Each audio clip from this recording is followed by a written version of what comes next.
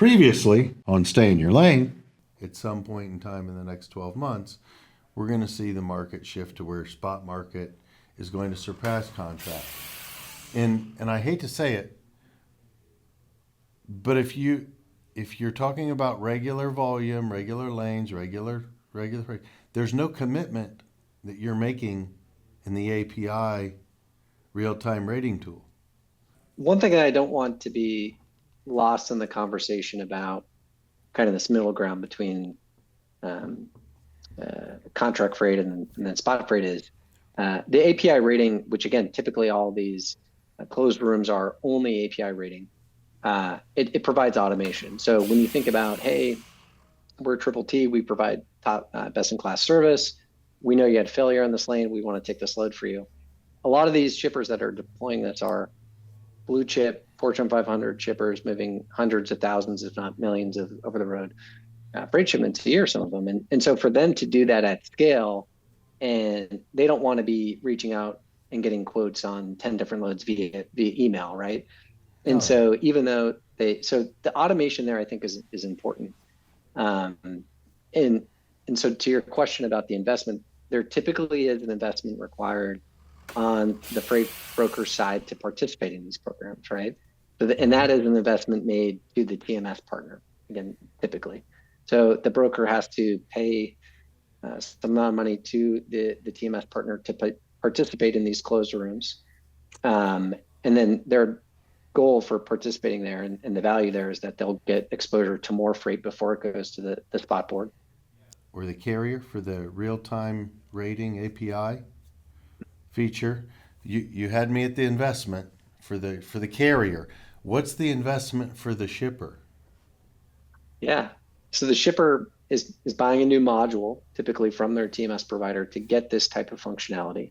So they're going to make that investment. Both it's an investment of their time to set that up and configure it, and then they're going to have this closed room where they can again hope to avoid the spot market, understanding they don't have a contract or their contracted carriers on that particular lane have fallen through.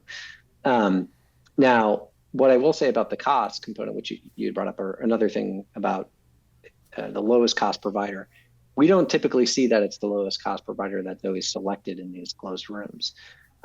They are intentionally opening up the closed room to avoid the spot board where you will get a lot of lowest cost providers coming in and trying to win freight and revenue. They do really care about service. And so with those folks who are managing those closed rooms are saying, oh, yep, Triple T's done this lane for me before, as an example. And I know they're going to provide the service. It might be 50, 150, it might however much more expensive, but I know I need to move this lane. We've had a failure on it, and I know they can do it for me. And I don't have to bother emailing my account manager asking for a quote. I have a quote right here. Boom, I'm going to send the tender to them. So how's that different? Forgive me for interrupting here. How's that different than me just putting a quote on a spot load within a couple minutes anyway, without the API tool? Yeah. So so if it goes to the spot board, absolutely could put in a quote there. Again, these closed rooms, it's you and a handful of other typically high quality, high service providers, and that's who you're competing with. And so they don't want to open it up to manual intervention. They want a real time quote as quickly as possible for that freight. Now, could they email in and ask if you could cover a load that had a potential failure or it's fallen down the routing guide? Absolutely. I think what you're driving at is their intention that they're trying to get a lower rate or a spot market type rate for something that really should be a more of a discussion. I think that then the answer to that, I don't know the answer to that question, but what I will say is from the brokerage side, the solution to make sure that you're not taken advantage of and can get paid a fair and amount for the service being provided relies on the rating engine that you're using to give those quotes. So, for example, if there's a same day quote request, you can add a markup of a flat amount or percent amount on that freight within the tools available in the market to make sure that you're going to make money on it. You're going to be able to provide the service the customer is requiring, and you're not getting taken advantage of something that really you're providing that level of service on that is above what they what it should expect from the spot market. All right. Now, Joe, I'm going to drag you back in here. Okay. Have you ever known a shipper that would put the same load in the closed room and on the spot board to see the difference? Well, I'm sure there's people out there that would do that. Thomas? Throw it out there, Thomas. You got that grin on. Yeah, I think that you're hitting on a really important part of this, which is whenever you're making the investment to stand up these APIs, whether that's just doing the API integration, whether it's buying a solution off the shelf like AVRL or Tabby to help you solve these challenges, or doing something bespoke like what we often do, it really is, the success of the program depends on the relationship with the customer. So if that relationship with the customer is you're just another vendor to them, they're going to look for the lowest cost, typically not worth the investment to do any automation there. I would agree with that 100%. Yes. Now, if your relationship with them is like, hey, we want to participate in this closed room, or we see, potentially there's a lot of opportunity on the spot board that we know we have density in carriers and high quality carriers that can service. If that relationship is one where you know you can make money, you know you can meet their expectations, and you want to invest in that relationship because it's mutually beneficial. That is the exception. That is not the rule, right? There's 100 providers for a shipper. Really, only 5 or 10 are going to have that type of relationship.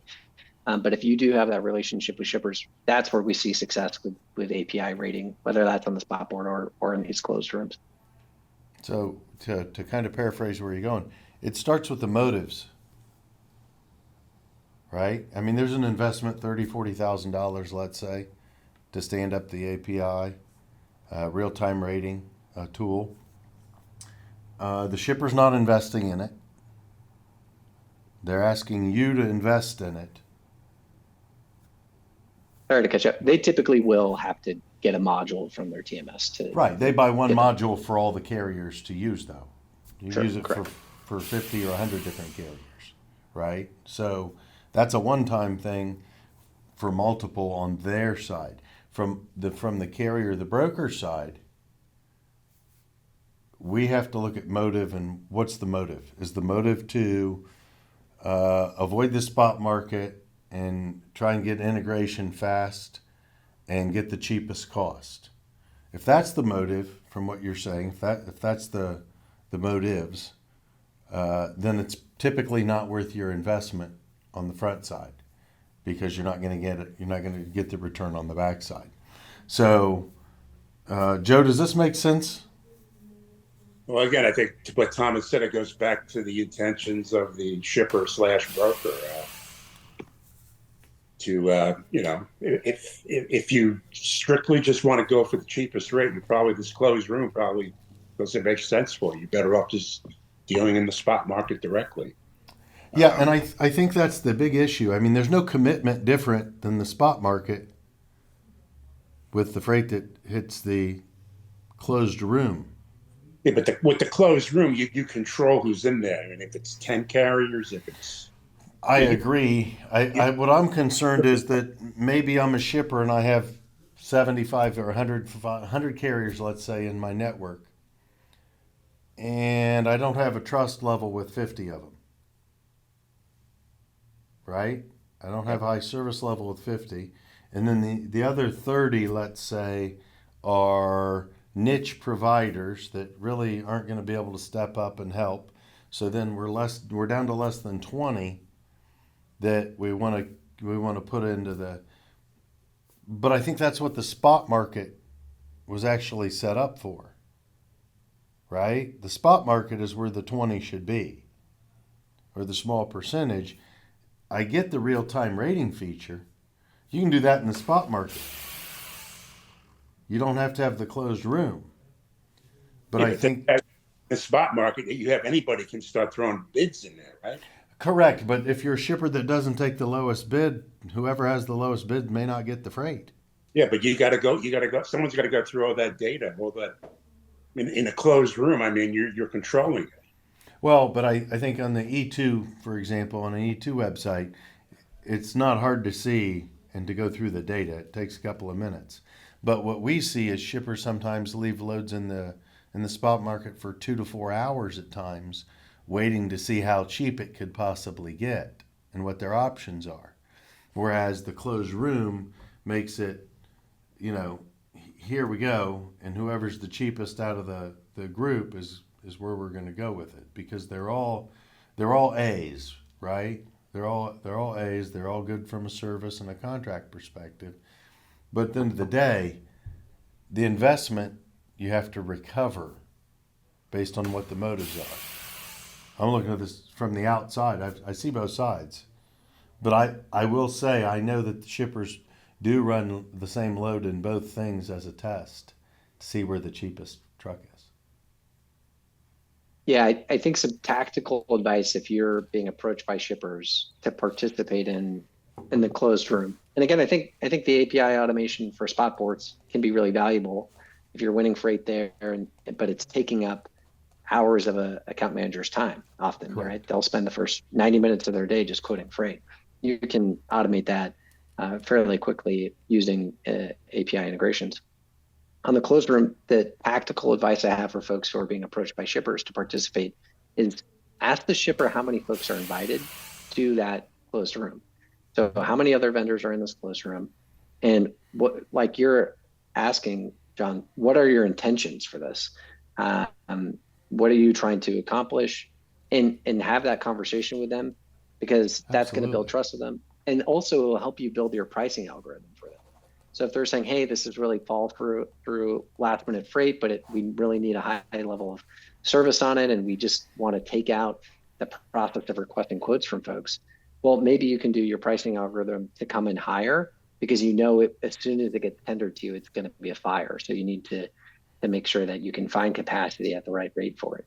So having those conversations upfront not only validate that it's worth the investment, but also help you design what this algorithm or this black box is going to be doing on these quotes. Because again, it's going to be a machine running if you want it to 24/7. So how do you make sure it's set up properly? And again, that goes for any tool you're using to provide those quotes. Having those guardrails up front is a really important part of that process. No, I agree. Joe, what are your thoughts? Well, a lot of, I've been out of the business for a while, on a day-to-day basis, on a tactical level, but it sounds like a winner to me, this closed room, inviting good partners in there, being upfront with them, partners coming back, asking questions and knowing what the motives are. So I for a large shipper, I don't see any downside on it. Okay. And what if the shipper says, we're going to build a closed room of 10 providers, and we're going to keep it at that, less than 10 handful, and then we're going to go to lowest cost? Well, again, if the goal is low cost, maybe the closed room isn't the answer. The goal should be, someone fell off the load, or I got too many rejections. I got to handle these 5 loads. They go into the closed room. I know I'm going to pay more than my normal rate, but I do still need the service, because these are customer shipments. They're going to Walmart or Target or whatever. So again, I don't want to get hung up too much on the lowest cost. Yeah, cost is important. I get it, but you got to have service. And what Thomas said before, service seems to be a critical part of these closed rooms. Continue watching on the next episode of the Stay in Your Lane podcast.